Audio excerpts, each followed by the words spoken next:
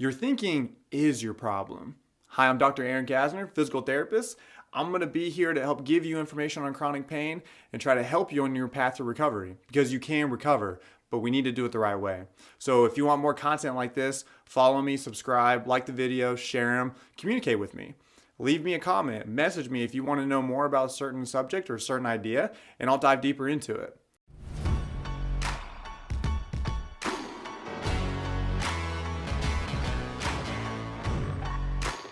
So what I mean by thinking is the problem really ties into the idea of the placebo effect versus the nocebo effect. And I'll talk more about that in a second.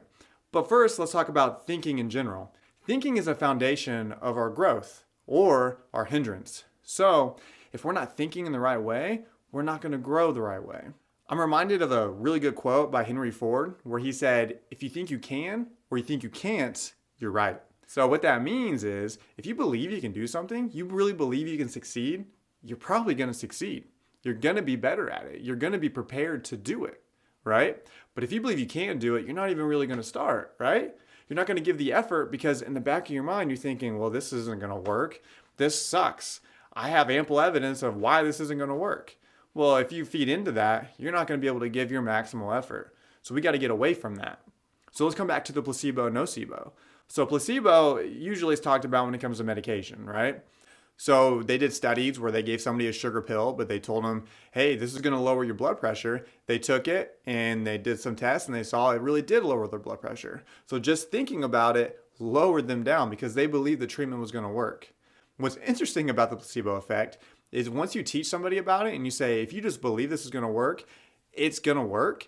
Well, and they're like, okay, this is a placebo pill. I want you to take it and I want you to believe it's going to help you get better. And guess what? Same results. So even if you know about the placebo effect, it still helps. Now, there's an antithesis to placebo, and that's the nocebo. And that's believing that something's going to hurt you. And if you believe it's going to hurt you, it's more likely to do that, which is very common in chronic pain. With chronic pain, we have ample evidence of doing certain activities, certain movements, being in certain positions, and experiencing pain. So with that evidence, we're going to continue to believe, well, if I do that, it's going to hurt. If I play this game, I'm going to hurt. If I go to the football game, it's going to hurt me, right? Now, I'm not saying you need to lie to yourself and say, oh, well, I believe now that it's not going to hurt me, because that's not true changing your belief system, right? We got to give you better information and we have to learn how it's really going to help you. And one way to do that is trying to change your mindset overall, right? Not forcing that toxic positivity, but actually finding positive things in your life. And one way to do that is to create a gratitude list. A gratitude list is really, you can do it mentally where you just think about it. I do it every morning when I'm driving to work. I literally say out loud what I'm grateful for. And it makes my day feel a lot better. It seems wacky, it seems kind of weird, it seems really simple, but it works. It puts me into a better mindset, it makes me feel better.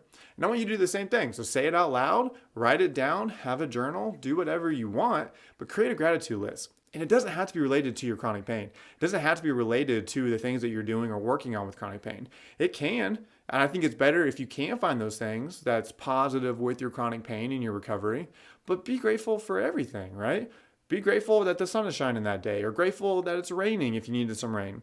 Be grateful that you have your niece or nephew or your children. Grateful that you have a good job, or grateful that you have good songs to listen to. Grateful for anything.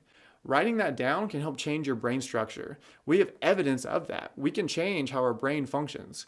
So in order to get away from that negative thinking, or at least limiting that negative thinking, we got to add in some positive things. And not toxic positive things, not lying to yourself, not pretending like everything is okay.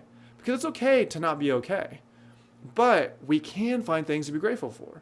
We can find things to be positive for, okay? And positive about. And when you do that, we create a change.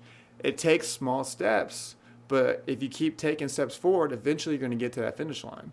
And that finish line is full recovery. That finish line is getting better and getting rid of that chronic pain.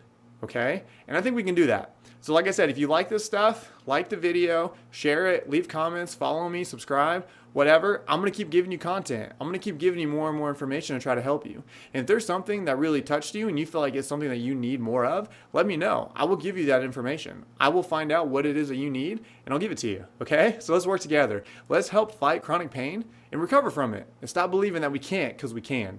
All right, thanks for watching, guys.